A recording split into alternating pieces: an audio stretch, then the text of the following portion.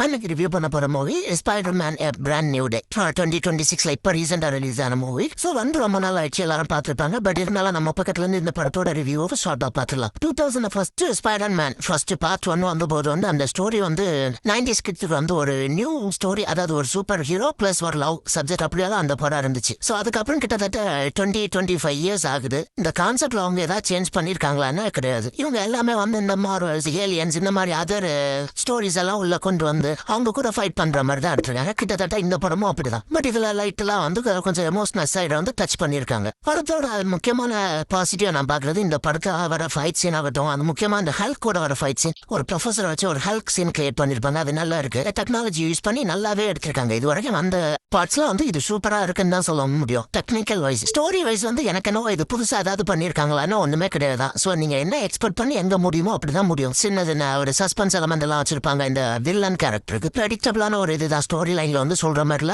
But technology வச்சு நல்லா தான் படத்தை எடுத்திருக்காங்க. ஸோ தியேட்டர்ல கண்டிப்பா பார்க்கலாம், 3Dல கண்டிப்பா பார்க்கலாம். நம்ம ஊர்ல சொல்லுவாங்க ரஜினி படம், விஜய் படம் அந்த ரசிகர்களுக்கான படம், அந்த மாதிரி தான் மார்வல் ஃபேன்ஸுக்கான படம். ஜெனரல் ஆடியன்ஸுக்கு 3Dல ஒன் டைம் பார்க்கலாம். உங்க கமெண்ட்ஸும் நீங்க கமெண்ட் செக்ஷன்ல போடுங்க.